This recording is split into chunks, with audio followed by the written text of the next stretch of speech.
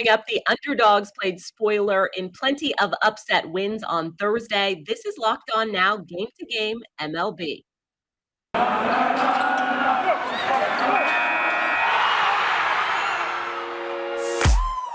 The biggest games, the best performances, expert analysis. You are Locked On Now. Welcome in. You're listening to Locked On Game to Game MLB, local experts weighing in on the biggest stories in baseball. I'm your host, Kainani Stevens. Thank you for making Locked On your first listen every single weekday. We've got our Locked On MLB hosts here. They are ready to recap all of the action for you from yesterday. We're going to start out with the Astros, who knocked out the White Sox with a 21-run beating in yesterday's biggest game. The biggest game. The Astros silenced any doubters who were questioning the Houston offense. Locked On Astros goes over the stat sheet as Houston dropped 21 runs on Chicago. Well, a lot of Astros fans say that the Astros can't seem to score any runs. Well, how about 21? That's what the Astros did on Thursday afternoon versus the White Sox.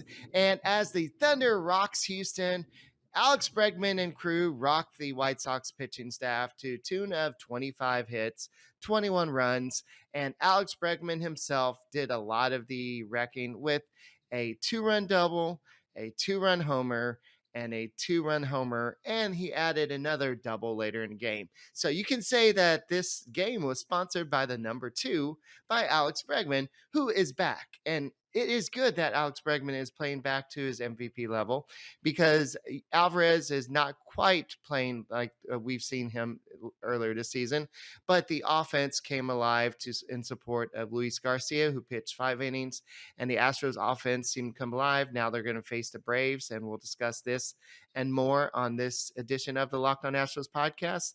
So check us out and go Stros. Just a terrible showing by the White Sox at home. Locked On White Sox goes over the blowout and looks ahead to a crucial series against a division opponent. The Chicago White Sox had an opportunity to win the series and take some momentum to Cleveland. Instead, they were blown out by the Houston Astros 21-5. Astros had 25 hits. White Sox starter Lucas Giolito only went 3 innings, gave up 7 runs. Sox bullpen absolutely pathetic. Sox offense absolutely pathetic, especially with bases loaded. Sox begin a critical 3-game series against the Cleveland Guardians in Cleveland starting Friday night. Baltimore with a tough loss to the lowly Chicago Cubs. Locked On Orioles is worried that this loss could come back to haunt them. Oof. I mean, what in the world was that at Oriole Park? I saw it live. Orioles offense, again, just nowhere to be found in a 3-2 loss to the lowly Cubs. Now, they rallied late in that game. They got 2 in the 8th, probably should have had more. And then just a disaster in the 9th inning. Austin Hayes gets on with an error to lead it off. Rougned Odor comes up, your number 1 clutch hitter. The only hits he gets are big homers late. And you have him try to bunt? A veteran guy who hasn't even attempted a sac bunt all year? Of course, what does he do? Pops it up for out number 1, and then you line into a double play with bad base running to end the game? The Orioles let this one slip away, and I'm a little worried that if the O's miss the playoffs by 1 game at the end of the year, we're going to be looking back on Thursday's game, and that's going to be the one that is going to crush our souls. But hopefully the O's can rebound. I'll recap it all coming up on Friday's episode of the Locked On Orioles podcast. The Rangers were able to salvage a series split with the last place Oakland A's. Locked On Rangers goes over the series finale in Arlington. The Rangers finally find their bats against the A's and end up pulling out a series split against the worst team in the division. I'm Bryce Paddock, host of the Locked On Rangers podcast. Rangers won 10-3 in this series finale on Thursday. A solid offensive day for pretty much everyone at the plate. Got a home run from Mark Mathias, part of the return in the Matt Bush trade. Solid start to his career with the Rangers at the big league level. Nathaniel Lowe had an absolutely massive home run, 3-run shot, 17th of the season. He has been crushing it as of lately, been one of the most consistent hitters for the Rangers, and a rare catcher triple from Jonah Heim. Solid day offensively, 10 runs on the board. The Rangers were just constantly scoring, constantly getting into scoring position, and just were not letting up on these A's. Dane Dunning had a solid day, 6 innings of 2-run work, 4 strikeouts, 3 walks. This one were a little bit much for him, but it was fine. The game was pretty much in hand for the entire time. Matt Moore came back after being activated off of the paternity list. Congratulations to him and the Moore family. And Jose Leclerc comes in, gets the perfect final inning with a pair of strikeouts. Solid day. Would have liked to have seen a better series from the Rangers, but I will take a split at this point with a team completely in chaos off the field right now. Coming up, the Diamondbacks get a good showing out of their ace, and the Pirates play spoiler for the Red Sox. This is Locked On Game to Game MLB.